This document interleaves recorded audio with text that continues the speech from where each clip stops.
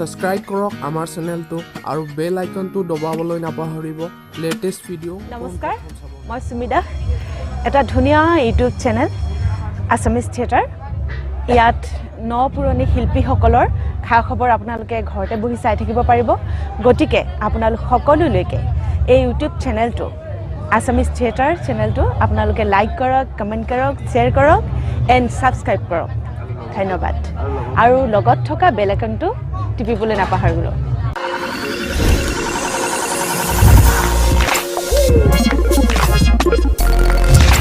হাৰি দিছে আহিছে আমাক আশীৰ্বাদ দিছে আপোনালোক আহা মানে মনময়ূৰ সংসাৰ নাটকখন হৈছে মানুহ ষ্ট্ৰং নিউজ ষ্ট্ৰীম এটা গতিকে নমস্কাৰ তোমালৈ মোৰ বহুত বহুত শুভেচ্ছা আৰু ধন্যবাদ জ্ঞাপন কৰিছোঁ প্ৰথমতে আমাৰ বায়োগ্ৰাফিটো জানিব বিচাৰিছোঁ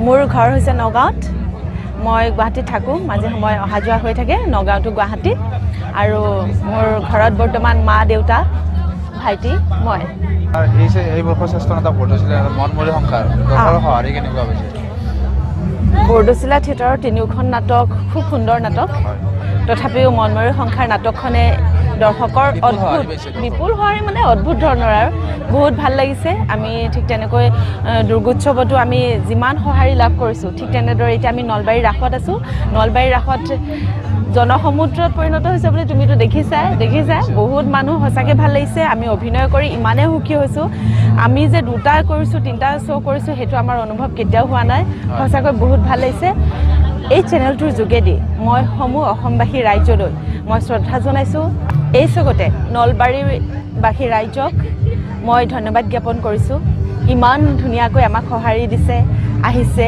আমাক আশীৰ্বাদ দিছে আপোনালোক ইয়ালৈ অহা মানে আমাৰ নাটক চোৱা মানে আমাৰ কাৰণে সেয়া হৈছে আশীৰ্বাদ গতিকে আপোনালোকক মই পুনৰবাৰ আকৌ ধন্যবাদ জনাইছোঁ বাকী দুখন নাটক কেনেকুৱা হৈছে বাকী দুখন নাটক দেউতা নাটকখন খুব সুন্দৰ নাটক বাস্তৱধৰ্মী নাটক তেখেতৰ বাস্তৱ কাহিনী খুব সুন্দৰ নাটক মেছেজ আছে ৰাইজে বহুত ভালভাৱে আঁকোৱালি লৈছে ঠিক তেনেদৰে গৃহলক্ষ্মী নাটকো খুব সুন্দৰ এই চেগতে নাট্যকাৰ পৰিচালক অভিজিত ভট্টদেৱক মই ধন্যবাদ জ্ঞাপন কৰিছোঁ এই বৰদৈচিলা থিয়েটাৰত এই বৰ্ষত খুব সুন্দৰ তিনিখন নাটক দিয়াৰ বাবে তেখেতলৈ মই মোৰ তৰফৰ পৰা ধন্যবাদ জ্ঞাপন কৰিছোঁ মূল কাৰণ কি বুলি ভাবে নাটকখনত কোনখন নাটক মনময়ূৰ সংসাৰ নাটকখনত মনময়ূৰ সংসাৰ নাটকখন হৈছে মানুহৰ মানে দেউতাক আৰু পুতেক মানে মৰমটো প্ৰকাশ পাইছে এক নম্বৰ হৈছে নিজৰ তেজৰ সম্পৰ্কৰ বাদেও মানুহৰ বেলেগ এটা সম্পৰ্কৰ দ্বাৰাও যে মানুহৰ মৰম চেনেহ আদান প্ৰদান হয় আৰু তাতে অকল এটা কাহিনী নহয় মনময়ূৰ সংসাৰ নাটকখনত কেইবাটাও কাহিনী তাত সংযোজন হৈছে খুব সুন্দৰ মোৰ কাহিনীটো এটা বেলেগ তাৰপিছত মোৰ ননদৰ কাহিনীটো অলপ বেলেগ তাৰপিছত কমেডি আছে তাৰপিছত মন যিটো আমাৰ মানে মৃদুল দাই যিটো কৰি আছে বহুত ধুনীয়া কেৰেক্টাৰ সেইটো বহুত ধুনীয়াকৈ কৰিছে তেখেতেও আৰু গায়ত্ৰীবাৰ ৰোলটোতো গম পাইছে বহুত ধুনীয়া গতিকে ৰাইজৰ বিপুল সঁহাৰি হৈছে আমাৰ টিমটো বিৰাট ষ্ট্ৰং নিউজ ষ্ট্ৰীম এটা গতিকে আমাৰ স্ক্ৰিপ্টটো বিৰাট ষ্ট্ৰং গতিকে আঁকোৱালি লোৱাৰ মোৰ কাৰণ হৈছে আমি আমাৰ নাট্যকাৰ অভিজিত ভট্টদেৱ আৰু আমাৰ টিমটো নাটক কিয় চাব লাগে বুলি আপুনি কি ক'ব নাটক চাব লাগে নাটকত মানে বহুত নজনা কথা জানিব পাৰি আজিকালি উঠি অহা ল'ৰা ছোৱালী আমিতো সৰুতে যেতিয়া নাটক চাইছিলোঁ তেতিয়া মই চোৱাৰ ভিতৰত মই তেনেকৈ ইমান ভাগ্যৱান চোৱা নাছিলোঁ মই কহিনুৰ চাইছিলোঁ কহিনুৰ কিবা সাগৰলৈ বহু দূৰ আৰু কিবা আনাকুণ্ডা নেকি বহুত সৰু আৰু কিন্তু কাহিনী মনত নাই সেইবোৰ তোমাৰ মনত নাই কিন্তু সেইবোৰ চাইছিলোঁ একদম সৰু তেতিয়াই কিবা মনটো ভাল লাগিছিলে মানে চাই ভাল লাগে ইমান টেকনিকেলি বস্তু আছে নাটক চাব লাগে বহুত নজনা কথা জানিব পাৰি আজিকালি বিশেষকৈ নতুন প্ৰজন্ম আহক সকলো ওলাই আহক ভ্ৰাম্যমাণ থিয়েটাৰৰ নাটক চাওক শিকিবলগীয়া বহুত আছে ইয়াত ভ্ৰাম্যমাণত কিমান বছৰ হ'ল আপুনি আহিব মই এইবছৰ সৈতে 5 বছৰ। প্ৰথম বৰ্ষৰ কোনখন থিয়েটাৰত আছিল? মই আমাৰ নগাঁৱৰ পৰা ওলাইছিলে মুকুটমণি শইকীয়াৰ তেখেত ঢুকালে সঞ্জীৱনী থিয়েটাৰ নগাঁৱৰ পৰা ওলাইছিলে তাত আছিলোঁ মই প্ৰথম বছৰ। তাৰপিছত বীণাপাণি আছিলোঁ, তাৰপিছত ৰাজশ্ৰী, সূৰ্য আৰু এইবছৰ বৰ্তাইছিলে। নেক্সট ইয়েৰটো আৰু ভাগ্যদেৱী। ঘৰৰ কাৰ ছাপোৰ্ট বেছি আছিল আপোনাৰ নাটক কৰিবলৈ? নাটকৰ লগত মানে ঘৰৰ ছাপোৰ্টটো মোৰ কেনেকুৱা আছিলে, মই সৰুৰ পৰা বিহু নাচিছিলোঁ। নাটকৰ পৰা মই বহুত বেলেগ, মানে মই নাটকটো ভাল নাপাওঁ। মোৰ বাহঁতে মানে কৰাই মানে স্কুলে হওক বা ওচৰতো এনেকৈ নাটক পাতে ন, তাতে যায় সিহঁতি কৰে মোৰ উপৰীয়া বাজনীয়ে। তেতিয়া মানে মই তাইক সুধোঁ কেনেকৈ মুখস্থ কৰ, কেনেকৈ কৰ, কি কৰ, মাথাটো বেয়া হৈ যায় মানে লিখি থাকোঁ ন। তাৰপিছত মই সৰুৰ পৰা বিহু নাচিছিলোঁ, মই বিহুটোৰ প্ৰতি মোৰ মানে আগ্ৰহ বেছি আছিলে। মই কেতিয়াও ভবা নাছিলোঁ এজনী অভিনেত্ৰী হ'ম বুলি।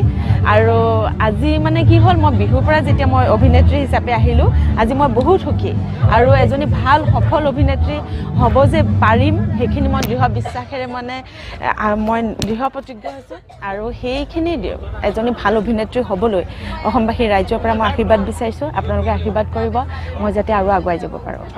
আপোনাৰ প্ৰথম অফাৰটো কোনে দিছিল? ভ্ৰাম্যমানত প্ৰথম অফাৰটো সঞ্জীৱনী থিয়েটাৰতে আহিছিলে।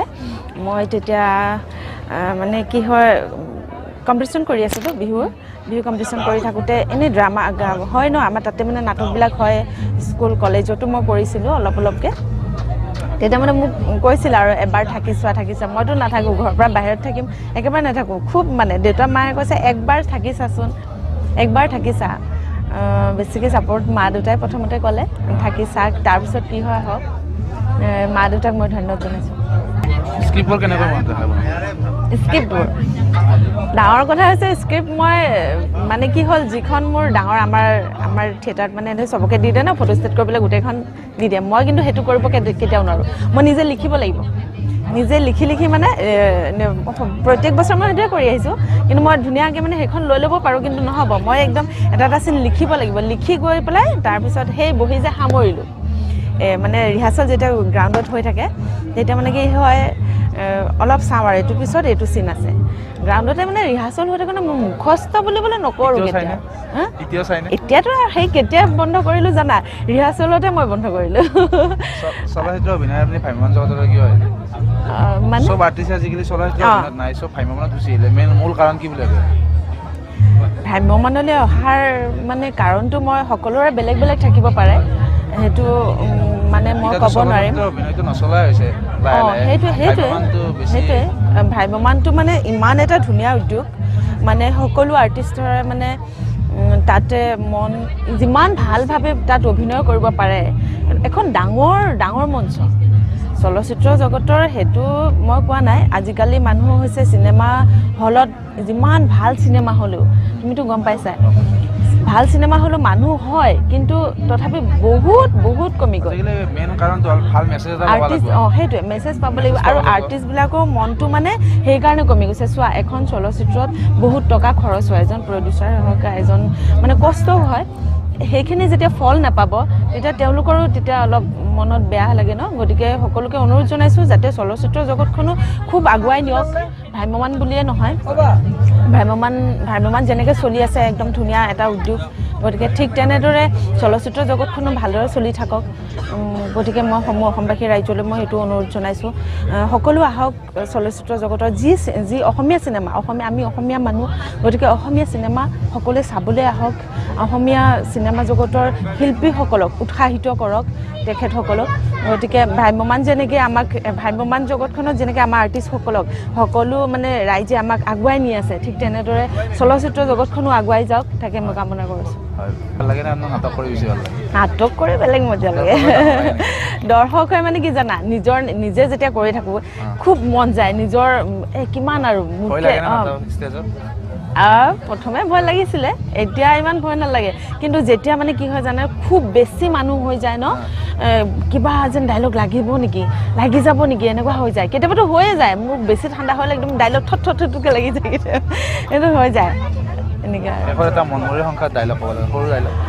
মনমৰে সংসাৰ ডাইলগটো বহুত আছে, মানে কি হ'ল, এইটো ভাল লগা মানে এটা দম আৰু মোৰ গিৰেকজন দেখিছা ন সি কেৱল ফেশ্বনত থাকিবলৈ দিয়ে মোক মই আৰু নাথাকোঁ মই এজনী ভাল সংস্কৃতিৰ ঘৰত মানে সংস্কৃতিবান ঘৰত মই ডাঙৰ দীঘল হোৱা ছোৱালী গতিকে মই সেই মানে সি ক্লাবলৈ যোৱা সেইবিলাক বিচাৰে গতিকে তাৰ লগত মানে ডিভ'ৰ্চৰ মানে অলপ হেৰি হয় সি মোক ডিভ'ৰ্চ দিবলৈ দিয়ে তাৰ লগত এটা চিন আছে সেইটো মানে মই ভাল পাওঁ সেইটো মই কৈ দিছোঁ আৰু খবৰদাৰ বুলি কৈছোঁ এইখন ঘৰৰ কোনো মানুহৰ বিৰুদ্ধে এটা শব্দ উচ্চাৰণ নকৰিব আপোনাক ডিভ'ৰ্চ লাগে ডিভ'ৰ্চ দিম সেই বুলি আপোনালোকৰ উদণ্ড জীৱনটোৰ ওচৰত মই কেতিয়াও চাৰেণ্ডাৰ নকৰোঁ আৰু মোৰ পৰিয়ালটো স্বাৰ্থ পাতি আপোনালোকক অট্টহাস্য কৰাৰ কেতিয়াও চান্স দিয়া নহয়